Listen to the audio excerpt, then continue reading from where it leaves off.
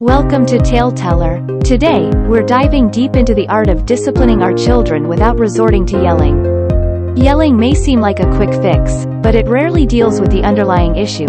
Actually, it might do more harm than good.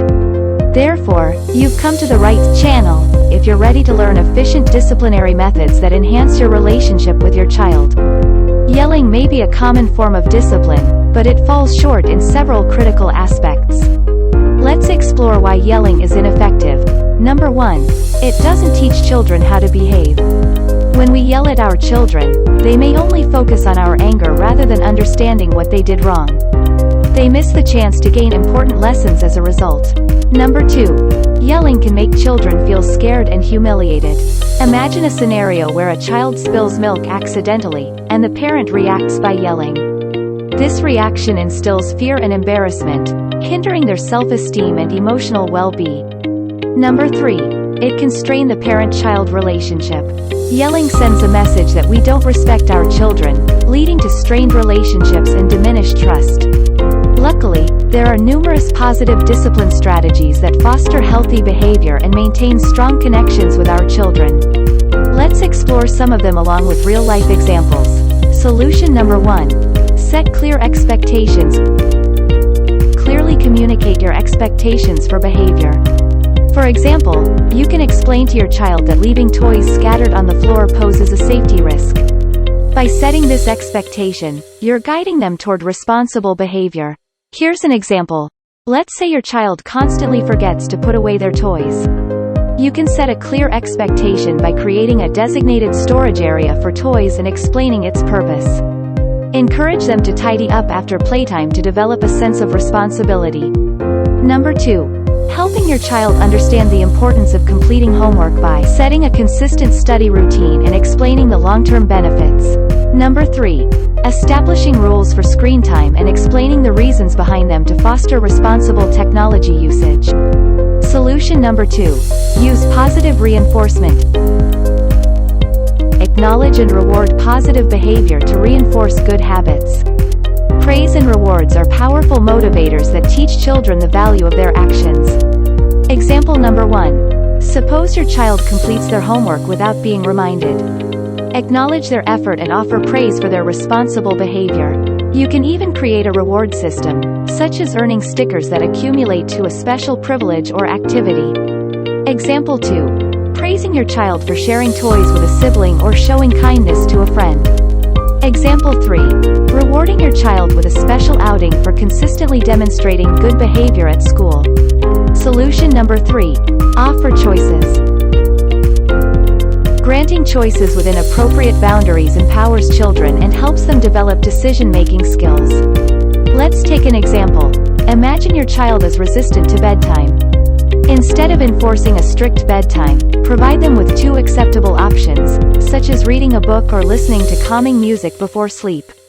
By offering choices, you're allowing them to exercise some control over their routine while still meeting your expectations. Example 2.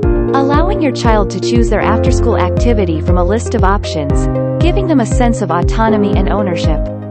Example 3. Giving your child the choice to pick their own outfit, encouraging their independence and self-expression. Solution number 4. Use timeouts. Timeouts can be effective for addressing misbehavior and giving children an opportunity to calm down and reflect on their actions. An example. If your child is engaged in aggressive behavior towards a sibling, calmly guide them to a designated timeout area. Explain that this break will give them a chance to think about their actions and choose a more respectful approach next time. Example 2. Using a timeout to address aggressive behavior when your child hits a playmate during a playdate.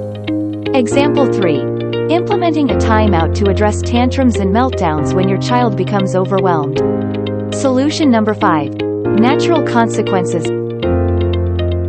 Teaching youngsters about cause and effect can be accomplished extremely effectively by allowing them to see the natural outcomes of their actions. Let's take an example. Let's say your child repeatedly forgets to pack their lunch for school. Instead of rushing to the rescue, let them experience the natural consequence of going without lunch for a day. This experience can reinforce responsibility and encourage future planning. Number 2. Letting your child experience the natural consequence of not completing their chores by not having their favorite dessert after dinner. Number 3. Allowing your child to experience the natural consequence of forgetting their homework by taking the responsibility to communicate with the teacher. Here is some additional information for you parents out there. In addition to the previously discussed strategies, here are a few extra tips to support your journey of disciplining without yelling. Be a role model. Children learn by observing their parents. Ensure that you demonstrate respectful and appropriate behavior in your own actions. Practice active listening. Take the time to listen to your child's perspective and understand the underlying reasons behind their behavior. This empathy and understanding can strengthen your bond and guide your discipline approach. Be patient. Teaching children how to behave is a gradual process. It takes time and repetition for them to grasp and internalize the values you're instilling. Be patient with them and remember that mistakes are opportunities for growth. Stay calm. It's essential to maintain a calm demeanor when addressing misbehavior. If you yell, you'll only make the situation worse. Take a few deep breaths before responding. Communicate and enlighten. When your child misbehaves, explain to them why this is bad. Explain your expectations and provide guidance on how they can improve. Parenting comes with unlimited benefits, and together we are going to make it beautiful. You can visit the link displayed above to get to know the 10 benefits of parenting and begin to love this journey of yours. So congratulations! You've just learned valuable strategies for disciplining your child without resorting to yelling. By employing positive discipline techniques, setting clear expectations, maintaining open communication, and considering the additional tips we've discussed, you can create a nurturing environment that fosters growth and understanding. It's time for us to hear from you, our wonderful viewers. What are your thoughts on disciplining without yelling? Have you used any of these methods? If so, how effective were they for you? Please share your thoughts and recommendations in the comments section below as we value them. Don't forget to hit the notification button, like, and subscribe to receive updates on our newest videos.